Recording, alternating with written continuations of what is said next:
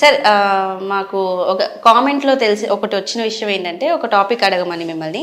So చాలామందికి ఇందాక మనం పిగ్మెంటేషన్ గురించి దాని గురించి మాట్లాడుకున్నాం కాబట్టి, సో మెడ దగ్గర అంటే ఫోర్ హెడ్ దగ్గర బ్లాక్గా వస్తూ ఉంటుంటాయి కదా, అది దేనివల్ల వస్తుందంటే సార్? మంచి ప్రశ్న అండి. చాలా మంది ఏంటంటే ఫోర్ హెడ్ మీద కానీ, కొంచెం బుగ్గల మీద కానీ, మెడ దగ్గర, చంకల్లోను, వీపు మీద కొంచెం నల్లటి మచ్చలు కాకుండా నల్లటి లైన్స్ వస్తూ ఉంటాయి. యూజువల్గా ఏంటి అంటే ఓన్లీ ఫేస్ మీద మనకి వస్తే ఏంటి అంటే మనకి బాడీలో సైనస్ ప్రాబ్లమ్స్ ఎక్కువైనప్పుడు కూడా మనకి అలాంటి ట్రిగ్గర్ అవుతూ ఉంటాయి. సో మనకి సైనస్ లాంటివి ఏమీ లేవు, అంతా బాగానే ఉంది, నేను పక్కా పర్ఫెక్ట్ ఆల్రెడీ, నాకు అలాంటి ప్రాబ్లమ్స్ బ్రీతింగ్ ఇష్యూస్ లాంటివి నాకు ఏమీ లేవు అనుకుంటే నెక్స్ట్ వచ్చే రీజన్ ఏంటంటే ఇన్సులిన్ రెసిస్టెన్స్ అనమాట. సో మీ బాడీ అంటే మీ బాడీలో ఇన్సులిన్ అనేది సరిగ్గా సెక్రేట్ కాకపోయినా మీకు అలాంటి ప్రాబ్లమ్స్ వస్తూ ఉంటాయి. అంటే మీరు ఏంటి అంటే మీరు డయాబెటిక్ పేషెంట్ అవుతున్నారని దాని మీనింగ్ అనమాట. అదే లేడీస్ని తీసుకోండి, వాళ్ళకైనా పీసీఓడి ఉన్నా, వాళ్ళకైనా థైరాయిడ్ ప్రాబ్లమ్స్ ఉన్నా, పీసీఓఎస్ లాంటి ప్రాబ్లమ్స్ ఉన్నా కానీ వాళ్ళకి అలాంటి ఫోర్ హెడ్ మీద, బుగ్గల మీద, చంకల్లోనే ఇలాంటి నల్లటి చారలు అనేది మనకు పడతా ఉంటాయి అన్నమాట. ఇప్పుడు దానికి ఇన్సులిన్ రెసిస్టెన్స్ అండి. అంటే ఏంటి అంటే యూజువల్గా ఇలాంటివి వచ్చిన వాళ్ళు మీరు చూసుకుంటే వాళ్ళు కొద్దిగా లావుగా ఉంటారు, లైట్గా వాళ్ళు కొంచెం పొట్రాటం ఇలాంటివి జరుగుతూ ఉంటాయి. సో వాళ్ళని ఒళ్ళు తగ్గించేసుకుంటే ఆటోమేటిక్గా ప్రాబ్లం వెళ్ళిపోతుందండి. మీరు ఇలాంటి నల్లటి మచ్చలు వచ్చిన వెంటనే మీరు చాట్‌జిపిటిలోను, గూగుల్లోకి వెళ్ళి చూసుకొని ఎందుకు నాకు ఫేస్ మీద ఇలాంటి నల్లటి లైన్స్ వచ్చినాయి అని చెప్పేసి మీరు చూసుకుంటే అది ఏం చెప్పిద్ది అంటే ఏం లేదు బంగాళదుంప వేసి రుద్దుకోమని చెప్తా ఉంటారు, రెమెడీస్ ఇచ్చేస్తా ఉంటారు. రూట్ కాజ్ అనేది అక్కడ మీకు డిస్కస్ చేయరు అనమాట. సో మీరు బంగాళదుంప వేసి కొన్ని సంవత్సరాల పాటు మీరు రుద్దిన అంటే ఎలుక తోలును తీసుకుని వచ్చి ఎన్ని సంవత్సరాలు రుద్దినా అది నల్లగానే ఉంటుందండి. సేమ్ మీరు ఆ బంగాళదుంపలు పట్టుకొని వచ్చి ఎన్ని సంవత్సరాలు రుద్దినా, ఎన్ని క్రీములు రాసినా, ఎన్ని కొంతమంది అయితే బేకింగ్ సోడాలు కూడా అప్లై చేస్తూ ఉంటారు. బేకింగ్ సోడా కొంచెం వాటర్లో కలుపుకొని అప్లై చేస్తూ ఉంటారు. రకరకాల రెమెడీలు అండి. బట్ ఏ రెమెడీ కూడా పనిచేయదు. ఎందుకంటే మీకు ప్రాబ్లం అనేది బంగాళదుంపలు తినకొచ్చింది అనుకోండి, మీరు బంగాళదుంపలు రాస్తే పోవాలి. మీకు బేకింగ్ సోడా బాడీలో తక్కువయ్యి మీకు అలాంటి ప్రాబ్లమ్స్ వచ్చినాయి అనుకోండి, మీరు బేకింగ్ సోడా వేసి రుద్దినా ఆ ప్రాబ్లం పోతుంది. కానీ మీకు ప్రాబ్లం వచ్చింది ఎందుకు?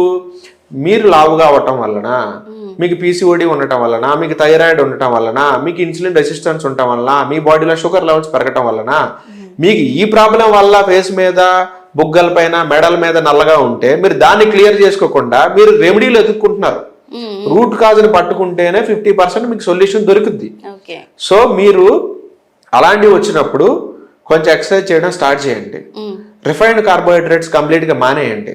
ప్యాకెట్ ఐటమ్స్ ఒక్కడ కూడా మీరు తినడానికి వీల్లేదు, ఒక్క చిప్ కూడా మీరు తినడానికి వీల్లేదు, ఒక్క కుర్కురేను కూడా మీరు టచ్ చేయడానికి వీల్లేదు. మీరు నిల్వ పచ్చల అసలు మీరు మానేయాల్సిందే.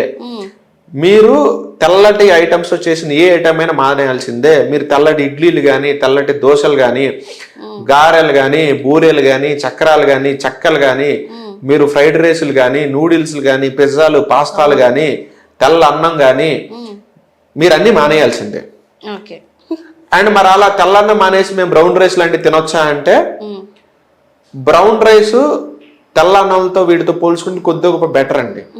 కానీ మీరు బ్రౌన్ రైస్ ఎప్పుడు తినొచ్చు అంటే మీ బాడీలో మళ్ళీ ఇన్సులిన్ రెసిస్టెన్స్ నార్మల్ లెవెల్కి వచ్చిన తర్వాత మీరు బ్రౌన్ రైస్ లాంటివి లేకపోతే మిల్లెట్ రైస్ లాంటివి మళ్ళీ తినొచ్చు.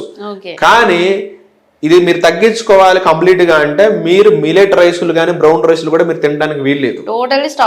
టోటల్ గా మీరు కార్బోహైడ్రేట్స్ అన్న ఐటమ్ అన్ని మీరు స్టాప్ చేయాల్సిందే. సో మరి అన్ని మానేస్తే మరి మేము ఏం తినాలని మీరు అనుకుంటే మీకు ఎగ్స్ ఉన్నాయి తినొచ్చు, మీకు డ్రై ఫ్రూట్స్ ఉన్నాయి తినొచ్చు, మీకు చికెన్ ఉంది తినొచ్చు, మీరు ఫిష్ తినొచ్చు, మీరు ప్రాన్స్ తీసుకోవచ్చు, మరి రెడ్ మీట్ లాంటివి ఈ ల్యాంబ్ కానీ లేకపోతే ఈ పొట్టేలు మాంసాలు కానీ ఇట్లాంటివి మీరు రెడ్ మీట్ లాంటివి ప్రిఫర్ చేయొద్దు. నార్మల్ మీట్ తీసుకోవచ్చు, మీరు పన్నీర్ తీసుకోవచ్చు, మీకు మిల్ మేకర్ లాంటివి తీసుకోవచ్చు, మీకు పల్లీలు అనేది నానబెట్టుకొని మీరు తీసుకోవచ్చు, వాటి ఒక 8 hours సోక్ చేసుకుని మీరు తీసుకోవచ్చు. మీరు రాజ్మా తీసుకోవచ్చు, చనా తీసుకోవచ్చు, సోయా లాంటి ఐటమ్స్ కొన్ని కుక్ చేసుకొని బాగా తీసుకోవచ్చు. సో మీరు ఫ్రూట్స్ కూడా తీసుకోవచ్చు. ఫ్రూట్స్ లో కూడా లిమిటెడ్ గా లో గ్లైసెమిక్ ఇండెక్స్ ఉన్న ఫ్రూట్స్ మాత్రమే మీరు తీసుకోవాలి. ఫ్రూట్స్ లో కూడా మీరు అన్ని తీసుకోవడానికి వీలు లేదు. అంటే ఎలాంటి ఫ్రూట్స్ తీసుకుంటే మంచిది? ఎలాంటి అంటే మీరు జాంకాయ లాంటివి తీసుకోవచ్చు, కొంచెం పప్పాయ ముక్కలు తీసుకోవచ్చు, కొంచెం ఆరెంజెస్ లాంటివి తీసుకోవచ్చు. ఇవి మీకు సేఫెస్ట్ ఆప్షన్స్ అన్నమాట. అంతేగాని మీరు తెల్లన్న మానేసి బ్రౌన్ రైస్ తింటా, గోధుమ ఉప్మా తింటా, రీప్లేస్ చేసి తింటా ఉంటారు.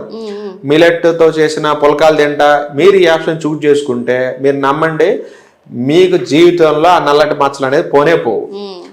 యూజువల్గా అలాంటి వచ్చిన వాళ్ళందరినీ మనం చూసుకుంటే వాళ్ళ ఉన్న బరువు కన్నా కొద్దిగా ఎక్కువ ఉంటారు. వాళ్ళు గూగుల్లోకి వెళ్ళి వాళ్ళ హైట్ ఏజ్ పట్టి వాళ్ళు ఎంత వెయిట్ ఉండాలనేది చూసుకోండి. మీకు ఐడియల్ వెయిట్ అనేది ఒక ఫిగర్ చూపించింది. ఆ ఐడియల్ వెయిట్కి వచ్చేదాకా మీరు ఇవన్నీ మానేయాల్సిందే. మీరు మీ ఐడియల్ వెయిట్కి వచ్చిన తర్వాత మీరు చూడండి, మీరు ఏమి చేయకపోయినా ఆటోమేటిక్గా మచ్చల పాట మీరే గమనిస్తారు. మీరు మీ వెయిట్ని కంట్రోల్ చేసుకోకుండా మీరు వెయిట్ తగ్గనంత వరకు ఆ నల్లటి మచ్చలు మీకు తగ్గే ఛాన్సే లేదు. అంటే అన్నిటికీ వెయిట్ లాస్ అనేది అన్నిటికీ వెయిట్ లాస్ వల్లనే మీకు 90% ప్రాబ్లమ్స్ పోతాయండి. మీకు ఈవెన్ మీకు డయాబెటిక్ ఎక్కువ ఉన్న వాళ్ళు అయినా సరే వాళ్ళ గనక ఆల్రెడీ అండర్ వెయిట్ లో ఉన్నారనుకోండి, అది వేరే విషయం, వేరే డీల్ చేయాలి. కానీ ఒళ్ళు ఎక్కువ ఉన్న వాళ్ళకి డయాబెటీస్ ఉందనుకోండి, వాళ్ళకి ఒళ్ళు తగ్గితే డయాబెటీస్ పోద్ది. వాళ్ళకి ఒళ్ళు ఎక్కువ ఉండే వాళ్ళ పీసీఓడి ఉందనుకోండి, ఒళ్ళు ఎక్కువ ఉండే వాళ్ళ థైరాయిడ్ ఉందనుకోండి, వాళ్ళు ఒళ్ళు తగ్గించుకుంటే ఆటోమేటిక్ అవి కూడా తగ్గిపోతాయి. కానీ సన్నగా ఉన్నోళ్ళకు కూడా పీసీఓడి ఉంది, సన్నగా ఉన్నోళ్ళకు కూడా థైరాయిడ్ ఉంది, సన్నగా ఉన్నోళ్ళకు కూడా డయాబెటీస్ ఉంది అంటే అది వేరేలా డీల్ చేయాలి మనం. కానీ లావుగా ఉన్నప్పుడు ఇష్యూస్ ఉన్నాయంటే లావు తగ్గిద్దే ఆటోమేటిక్ గా ఇష్యూస్ కూడా పోతాయి, ఆటోమేటిక్ గా పోతాయి.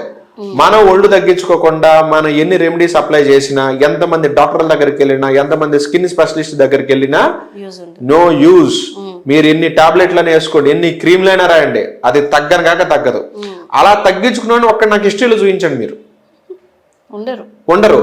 డాక్టర్లు కూడా అవి చెప్పడంలో ఎందుకు ఫెయిల్ అవుతున్నారో మరి నాకు తెలియట్లేదు. డాక్టర్ దగ్గరికి వెళ్ళినప్పుడు పేషెంట్ కి చెప్పాలి, బాబు నీకు ఆ ప్రాబ్లం వచ్చింది ఇన్సులిన్ రెసిస్టెన్స్ వల్ల అని చెప్పాలి. కానీ ఈ టాబ్లెట్లు వేసుకో, ఈ టానిక్ తాగు, ఇదిగో ఈ క్రీమ్ రాస్తాను అని చెప్తున్నారు. సో దానివల్ల తగ్గదని వాడికి కూడా తెలుసు. నేను కొంతమందిని ఆశ్చర్యం ఏంటంటే చాలా మంది డాక్టర్లు కూడా ఉన్నాయి అవన్నీ, ఎందుకంటే వాళ్ళు కూడా ఇంత లావున ఉంటున్నారు.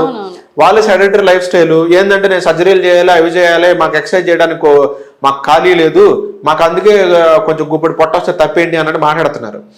మరి వాళ్ళకు కూడా అంత సెడెంటరీ లైఫ్ స్టైల్లో వాళ్ళకు కూడా నేను చాలా మంది డాక్టర్లు చూశానండి, వాళ్ళకు కూడా ఇట్లాంటి నల్లటి లైన్స్ బుగ్గల మీద, ఫోర్ హెడ్ మీద, మెడ మీద, చంకల దగ్గర వాళ్ళకు కూడా ఉంటున్నాయి.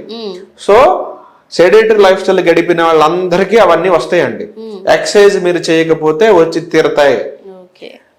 అది డాక్టర్ అయితే ఏంటి, లాయర్ అయితే ఏంటి, ఇన్సులిన్ రెసిస్టెన్స్ అనేది జెండర్ బయాస్ లేదు, నీ ప్రొఫెషన్ తో సంబంధం లేదు. నువ్వు ఎక్సర్సైజ్ చేయలేదా, నువ్వు కార్బోహైడ్రేట్లు ఎక్కువ తిన్నావా, నువ్వు సరిగ్గా నిద్రపోవట్లేదా, నువ్వు అనుభవించాల్సింది. సో ప్రాబ్లం అక్కడ ఉంది కాబట్టి సొల్యూషన్ కూడా అక్కడే ఉంది. మీరు 6 hours డీప్ స్లీప్ మెయింటైన్ చేయండి, 4 లీటర్ల నీళ్లు తాగండి, మీరు ఎంతైతే బరువు పెరిగారో మళ్ళీ అదంతా మీరు తగ్గించుకోండి. ఆటోమేటిక్ గా మీకు ఆ ప్రాబ్లం అనేది ఉండనే ఉండదు. యూజువల్ గా ఇది చేయడానికి ఒక 6 నెలలు 7 నెలలు పడుతుందండి. 6-7 నెలల్లో మీకు ఆ ప్రాబ్లం క్లియర్ అయిపోద్ది. కానీ ఈ రోజు డైట్ స్టార్ట్ చేసి వారాలు నాకు ఇంకా తగ్గలేదని మాత్రం మీరు చెప్పొద్దు. ఎందుకంటే ఆ సిమ్టమ్ మీకు కనబడటానికి దగ్గర 10 సంవత్సరాలు పట్టింది. 10 సంవత్సరాల తర్వాత మీ స్కిన్ కున్న 3 లేయర్లు దాటి ఆ సిమ్టమ్ మీకు ఫోర్ హెడ్ మీద, బుగ్గల మీద మీకు కనపడింది. 10 ఏళ్ళు అది కష్టపడితే కానీ బయటికి రాలేదు. అది మీరు దాన్ని 10 రోజుల్లో తగ్గిస్తారని ఎట్ట కుదురుతుందండి? ఇంత షార్ట్ కట్లు మీకు పనికిరాదు. కనీసం మీ దగ్గర 6 నెలల్లో నేను డైట్ చేయగలను డెడికేషన్ మీ దగ్గర ఉంటేనే అది మీకు తగ్గుద్ది. నాకు ఆ డెడికేషన్ లేదండి, నేను అంత చేయలేను అని అనుకుంటే మీరు ఆ రోగంతో మీరు ఇబ్బంది పడాల్సిందే. అండ్ ఇది ఒక్కటే కాదండి, ఇది వచ్చిందంటే మీకు ఇన్సులిన్ రెసిస్టెన్స్ ఉన్నట్టు. ఇన్సులిన్ రెసిస్టెన్స్ ఉందంటే మీరు డయాబెటిక్ పేషెంట్ అవుతున్నట్టే. ఇన్సులిన్ రెసిస్టెన్స్ ఉంది అంటే మీకు పీసీఓడి ఉన్నట్టే. ఇన్సులిన్ రెసిస్టెన్స్ ఉంటే మీకు థైరాయిడ్ ఆల్రెడీ పాడైపోయినట్టే. ఇన్సులిన్ రెసిస్టెన్స్ ఉంటే మీకు జాయింట్ పెయిన్స్ ఆల్మోస్ట్ నీకు స్టార్ట్ అవడానికి రెడీగా ఉన్నట్టే. మీకు ఇన్సులిన్ రెసిస్టెన్స్ ఉంటే మీరు ఎర్లీ స్టేజ్ లో మోనోఫాస్కి వెళ్ళడానికి మీరు రెడీగా ఉన్నట్టే.